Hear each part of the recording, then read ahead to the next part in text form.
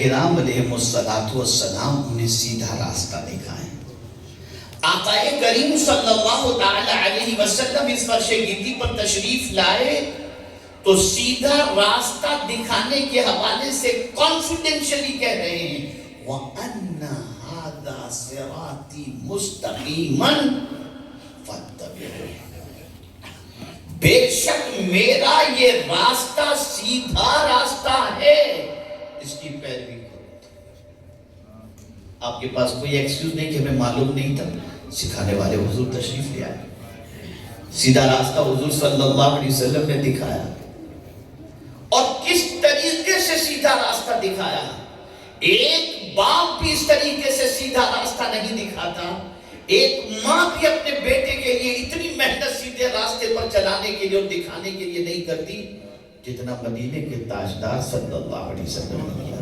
پتھر کھائے، امت کو سیدھا راستہ دکھایا، کانٹوں پر چلے، امت کو سیدھا راستہ دکھایا، لفظوں کے تیر برداشت کیے، امت کو سیدھا راستہ دکھایا، تاکہ یہ امت سیدھے راستے پر چل کر اپنی دنیا بھی سنبھال لے اور اپنی آخرت بھی سنبھال لے۔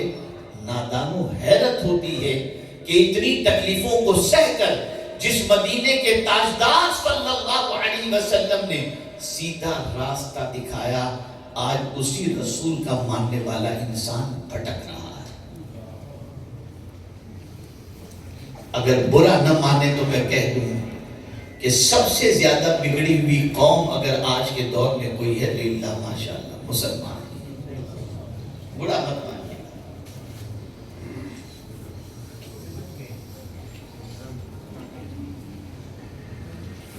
اللہ کے رسول صلی اللہ علیہ وسلم نے سیدھا راستہ دکھایا،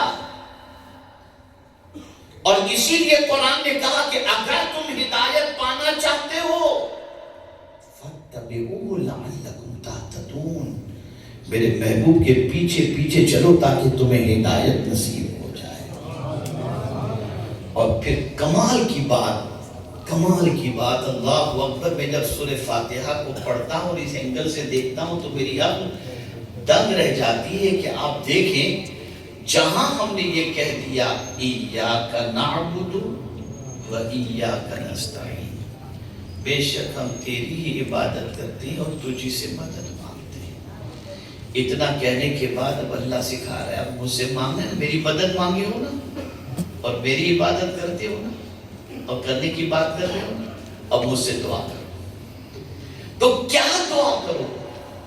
تو کہا کہو اہدنا الصراط المستقیم، ہم کو سیدھے راستے پر چلا۔ اور پھر بتا دیا ہیرو ہیروئن کو مت دیکھنا، میں تم کو بتاتا ہوں کہ سیدھا راستہ کون سا ہے، کس راستے پر چلو گے تو مجھے پالو گے۔ تو فرمایا کہو صراط الذین انعمت علیہم، ان کے راستے پر چلا جن پر تیرا انعام نازل ہوا۔ اور پھر بتا دیا کہ انبیاء، صدیقین، شہداء اور صالحین یہ وہ جماعت ہے کہ ان کے راستے پر چلو گے تو بھٹک نہیں سکتے، منزل مقصود تک تم پہنچ جاؤ گے۔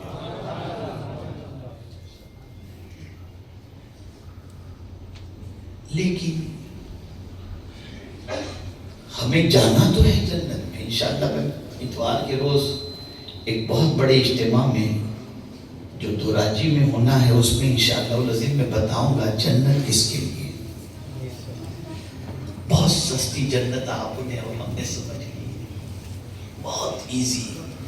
دنیا کا ایک مکان بنانا ہو تو زندگی پوری لگ جاتی ہے، تب جا کے ایک مکان بنتا ہے، اور جنت دنیا میں گناہ کر کے ہم کو مل جائے گی، اتنی سستی ہم نے جنت سمجھ لی۔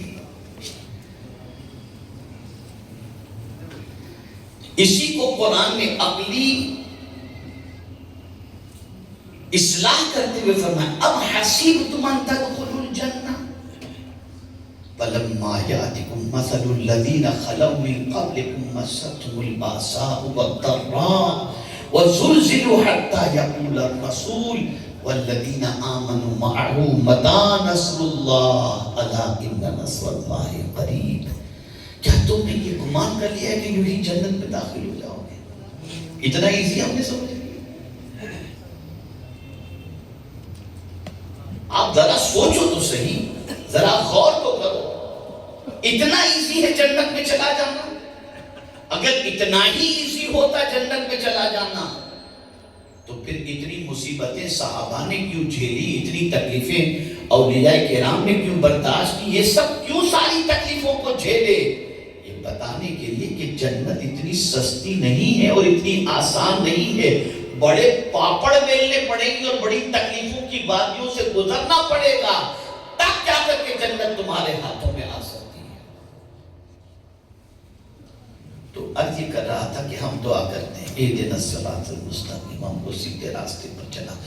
تھوڑا سا اپنے گریبان میں جھانک کر دیکھیں کہ ہر رکعت میں ہم پڑھتے ہیں اور حیرت کی بات اللہ کے سامنے کھڑے ہو کر کے دعا کرتے ہیں اہدنا الصراط المستقیم صراط الذین انعمت علیہم، ہم کو سیدھے راستے پر چلا، ان کے راستے پر جن پر تیرا انعام نازل ہوا، لیکن نہ راستہ جانتے ہیں نہ اندر سے اس راستے پر چلنے کا کوئی جذبہ ہے، لپ سروس سے، زبان سے۔ کیا کبھی زندگی میں آپ نے ایسی بھی نماز ادا کی کہ جب اہدنا الصراط المستقیم اور صراط الذین انعمت علیہم پڑھے ہوں تو اندر سے ضمیر یہ کہے کہ اب باہر نکل کر میں گمراہوں کے راستے پر نہیں، میں اس راستے پر چلوں گا جو اللہ والوں کا راستہ تھا؟ شاید زندگی میں کوئی نماز ایسی ہماری ہوئی ہو، بلکہ حال تو یہ ہوتا ہے کہ مسجد کی ٹوپی پہن کر مسجد میں نماز پڑھے اور باہر نکل کر کوئی لڑکی نکلی تو گھرنا شروع کر دی، اتنی دیر بھی نماز کا اثر نہ رہا۔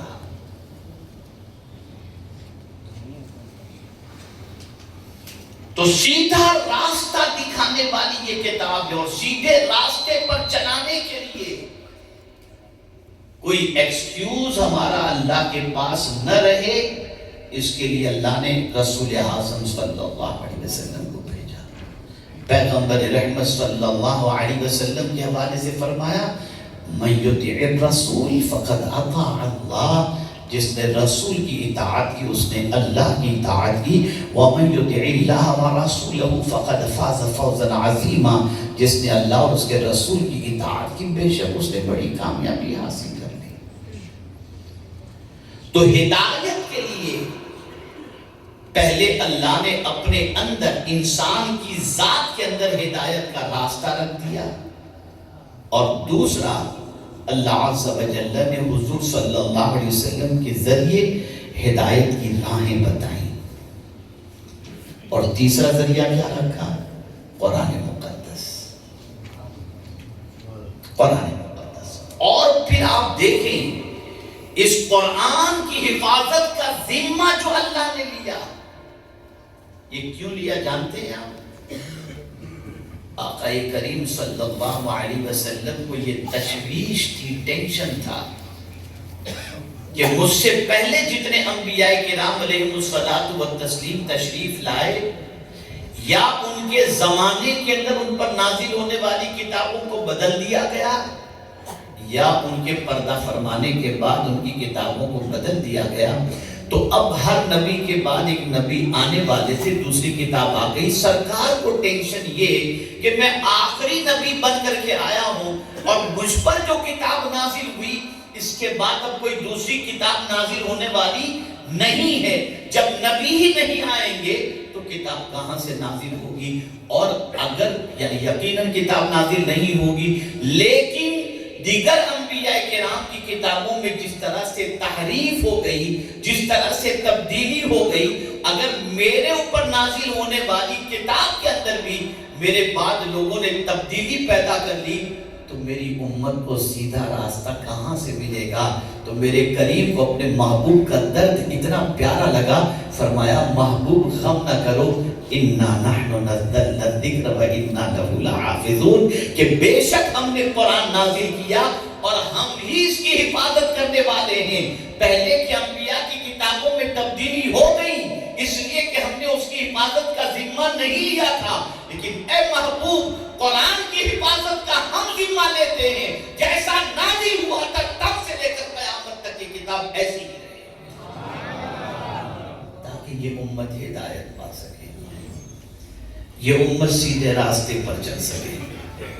اس امت کو بھٹکنے کی ضرورت نہ ہو اس کتاب کے. اسی لیے قرآن نے کہا شہر رمضان الذی انزل فیہ القرآن ھدی للناس.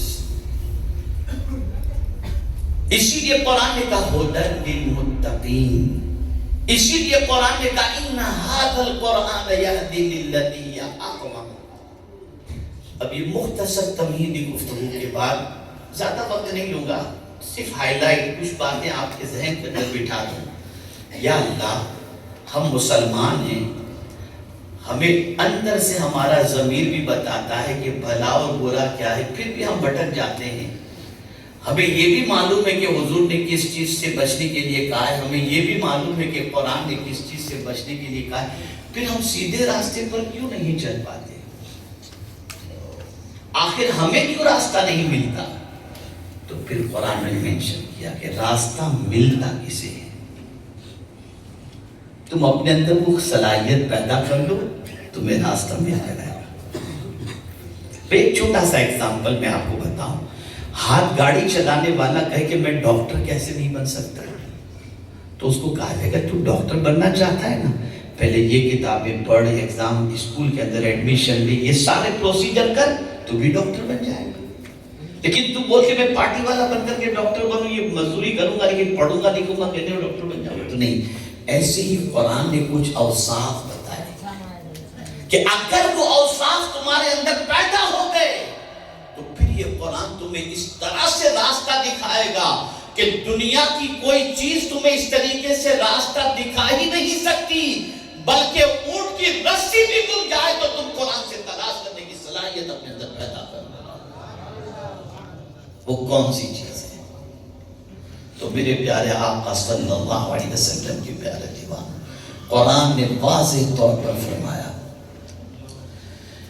کہ یہ کس کے لیے ہے؟ ھدی ورحمۃ للمؤمنین, مومنین کے لیے. آپ کہیں گے میں بھی مومن ہوں,